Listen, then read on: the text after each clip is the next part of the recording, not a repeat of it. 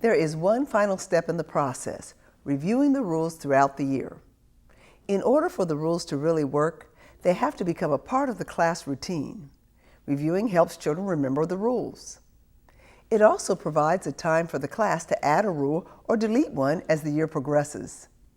Now let's visit two preschool teachers to see how they review rules on the rules chart at group time. So you guys made some very good choices. We made a big list, and we wrote down all of the things that you think good friends should do, right? And then you said we need to have some rules. Carolyn, could you go get our rules for us and bring them over?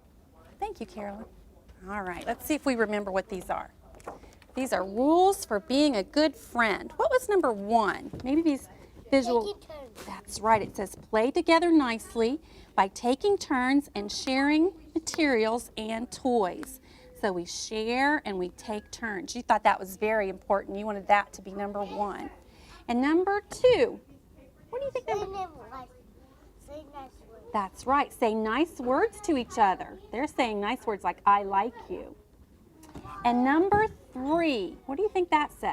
Hands and feet to yourself. Right. If we keep our hands and our feet to ourselves, that will be acting like a good friend. That way we wouldn't push, we wouldn't hit, and all of those things that we didn't like.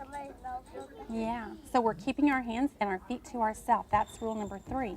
And you know what? I've seen that some of you invite your friends to go over to the friendship corner and look at these rules with you. If they're doing something you don't like, I noticed Kyle doing that yesterday. He invited a friend over to look at the rules again to remind everybody how to be good friends. Right, Kyle? And I really like the way you're able to do that. As caregivers review rules, they can ask questions that encourage children to think about and discuss why rules are important. Also, caregivers can guide children in practicing some of the rules on the chart. All right, number 3. Number 3. Nice touches. Nice touches. Touch somebody next to you and show me nice touches. Good job. Those are touches we use in the classroom. Do we push our friends? No. Do we hit our friends? No. No. We give what again? Nice. Nice touches. Teachers can also use the rules chart throughout the day to remind individual children of rules they may have forgotten. This creates an opportunity to remind the child of the rule, as well as provide a literacy experience. Of course, as we saw in the previous video, some children may use the chart themselves to remind friends of the rules. Now we want you to think about what you would need to create rules with the children in your class. We'd like you to create a timetable for accomplishing each task and then for conducting the initial meeting with the children. Activity 4B, Creating Class Rules. Make a list of what you would need to do to create a class rules list. Do you need any supplies? Is there someone you would like to collaborate with? Are there any skills you want to practice in advance?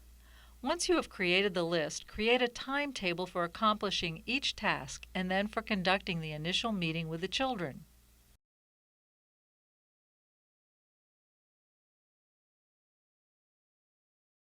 Some materials you might need are markers, a large pad of paper for recording children's original thoughts about rules, poster board or colorful paper for creating a permanent rules chart for the classroom, people you might collaborate with, other teachers or assistant teachers, parents who might consider creating a similar rules chart with children at home, children in your classroom.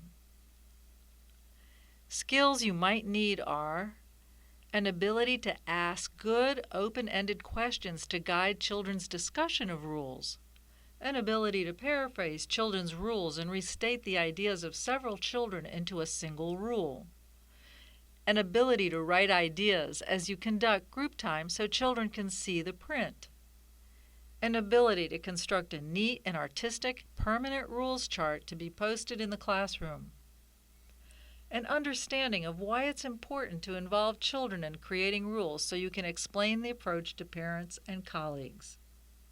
Okay? This concludes the information in segment 4. Now let's take a moment to review our objectives. First, we discuss why children should be involved in setting rules in the classroom. Next, we describe the process of creating rules with children during a class meeting. And finally, we discuss how you can use child-created rules throughout the year to promote positive classroom behavior.